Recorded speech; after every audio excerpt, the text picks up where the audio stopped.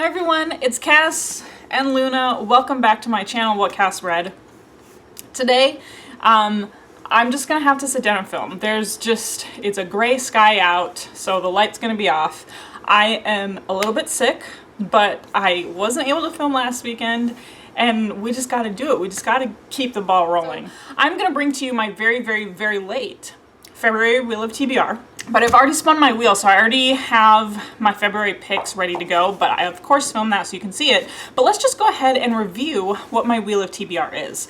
I decided that for the year 2020, I wanted to leave it up to the Wheel of TBR to determine what my TBRs would be. I spin the wheel 6 times per month because 6 tends to be my comfort zone with reading per month. But if you'll notice, there are 4 red spots on this wheel, so if I hit a red, that means I have to spin an extra time. For my January Wheel of TBR, I did end up spinning on a red, so I had 7 books that I was supposed to make my way through, and I did really horribly. I didn't do horribly overall for January reading because, believe it or not, I did read 6 books for the month of January. Just like I said, 6 is my comfort zone. But out of my Wheel of TBR, I only read 2 books. One of them I almost finished, but I ended up finishing it on February 2nd. So of course it just didn't count for January's reading total. So it'll go toward February. So 2 books out of my Wheel of TBR were what I ended up getting to. Oh boy. The books that I read on top of my Wheel of TBR, I ended up reading 4 pretty gigantic books on top of my Wheel of TBR, so that's why I really only got to 2. So what does that mean for my wheel overall? When I created my wheel, I was put some suggestions for punishments down below. I'm not the kind of person that's for every book you don't read, you have to read 1 extra book on your next TBR, because then I would just have to add 10 books. No, that's not the productive way for me. That just doesn't work for me. But the one that I am gonna pick, because I feel like this does work for me, because I have a bit of a spending problem. So for every book that I don't read on my Wheel of TBR, that is 1 week that I cannot buy a new book. And that actually is really hard for me to do. So that means for 5 weeks I can't buy a new book. I think that's a perfect punishment for me, because then that'll encourage me to read from my shelves. It'll encourage me not to spend any money, which also sucks because there's a book coming out in February that I actually really wanted to buy and now I can't buy it. I'm still trying to figure out the best filming spot for this. So I was a little bit wimpy with my spins this month. You'll see that.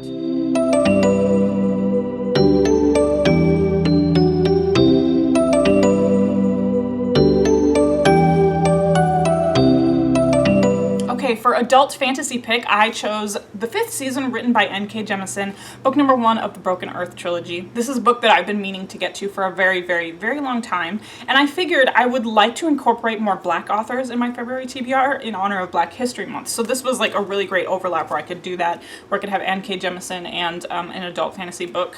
But this book, it deals in seasons, and every time a season happens, it's some kind of seismic shift in the earth, and there's these magical people that are very discriminated against.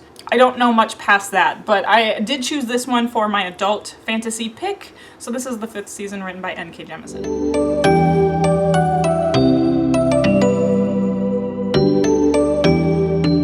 Okay, so for Out of My Comfort Zone, we are going to continue on with Stephen King's the Mr. Mercedes trilogy, or not the Mr. Mercedes trilogy, the Bill Hodges trilogy, the first book being Mr. Mercedes, and the second book is Finders Keepers.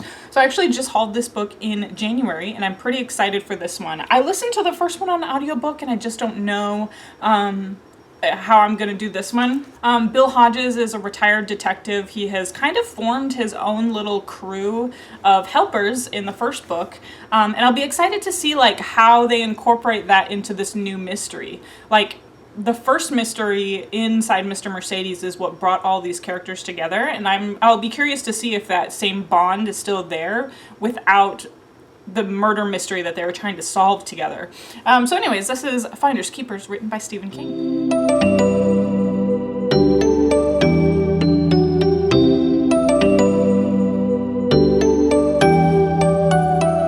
I ended up getting a another blurbed book pick. So this is the one that I ended up picking up. This is The Lost Queen, written by Signe Pike. I think this will become a trilogy, the Lost Queen trilogy. This was blurbed by Christy Logan. It says Outlander meets Camelot. And honestly, I picked this book up because I do follow Huck from Badger Reads. There were a lot of book recommendations that she gave out last year that really, really grabbed me in the right moment. And part of it was like this blurb saying that it's an Outlander meets Camelot type of situation.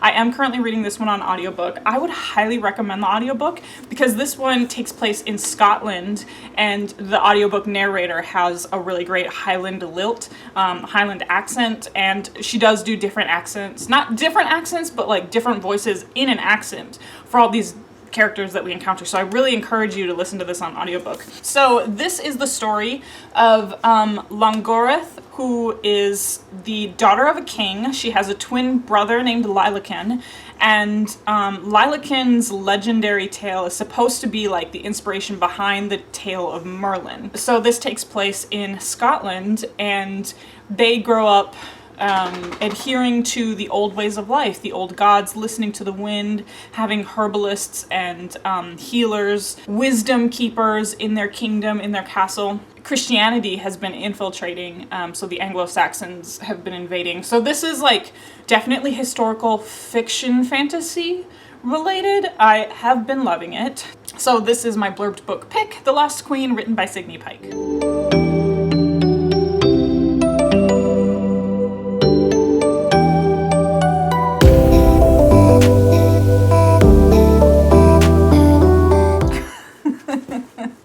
Where's your sunflower? Where's your alligator? Where are they? All right, so I expanded new author to also include new to me author. And so I picked up The Seven Husbands of Evelyn Hugo, written by Taylor Jenkins Reid. I was inspired to pick this book up for the month of February because I kind of wanted a little bit of romance in my life. I don't typically read romance stories, and I don't think this one is like all romance, but everything about this story just seems like this is gonna be the kind of like love story that I want to listen to, that I want to read in the month of February. I don't know if I'll get to this one on audio or if I'll read this one in person, but this one might be an audiobook pick for me, so I can help get through my TBR.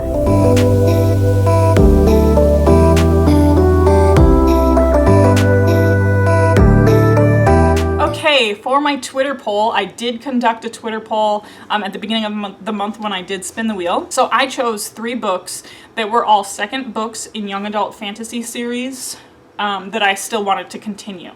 So the first book that I picked was A Poison, Dark, and Drowning, which is the second book in the Kingdom of Fire or Kingdom on Fire trilogy written by Jessica Cluess. I chose Siege and Storm, written by Leigh Bardugo, which is the second book in the Grisha trilogy. And then I also chose Crown of Midnight, written by Sarah J. Maas, which is the second book in the Throne of Glass series. So I had that poll up on my Twitter page for 24 hours to see what would happen, and it was very, very, very close, but Twitter did end up picking Crown of Midnight for me. This was, like I said, one of the closer races. People were really back and forth between Siege and Storm and Crown of Midnight. So this will be the second book in the Throne of Glass series that I'll be reading.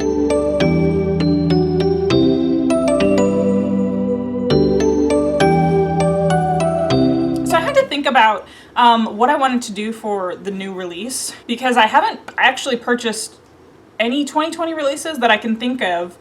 So I decided to include not only 2020 releases, but anything that was purchased as a 2019 release as well. And so I chose Black Leopard, Red Wolf, written by Marlon James. This book is also a book that I want to incorporate more Black authors on my TBR for the month of February in honor of Black History Month. This is a fantasy book that draws from like African mythology, African traditions. It follows a man named Tracker, and I believe he's supposed to find a boy.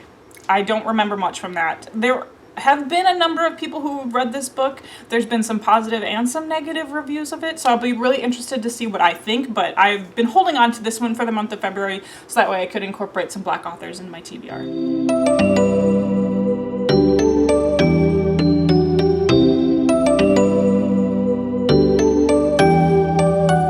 Alright, for mass market paperback, since I did not get to Fool's Assassin in January, I really want to get to this trilogy. So, you know, I do have 2 copies of this book, so one of them is a mass market paperback.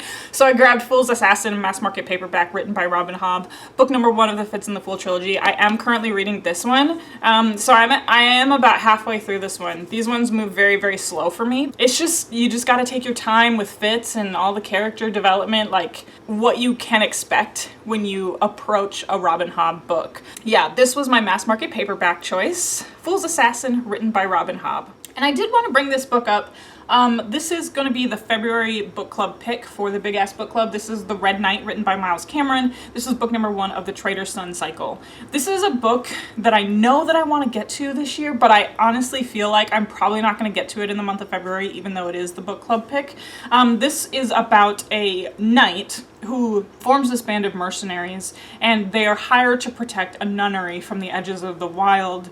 The wild has all these creatures and all that sort of thing. I feel like this one's going to be a very slow read, which is why, since I'm kind of in the middle of Robin Hobb and I really have a lot more books to get to for this month, I'm just going to put my big book on the shelf for a little bit. I just was feeling like really slumpy at the end of January, and I really don't want to repeat that.